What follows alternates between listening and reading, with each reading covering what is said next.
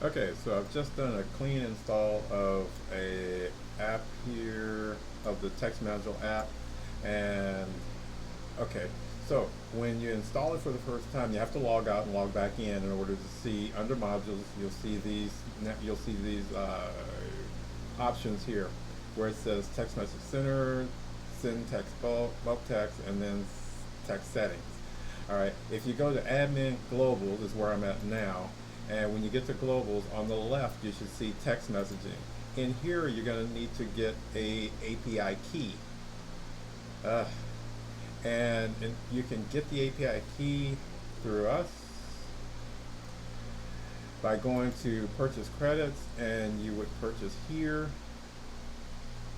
So you would select how much credits, how many credits you want to purchase, and let's say for the sake of argument you want to purchase 1,000 credits. Then you would make that purchase, and then we would send you an API key. This is what it looks like, okay? And once we get your order, we will send you an API key that you would go to the globals and insert the API key here, okay? And then we'll also send you uh, the instructions on what goes in the reply API key, which is this one here. So once you get your API key and you plug it in here, then you're ready to start sending text messages.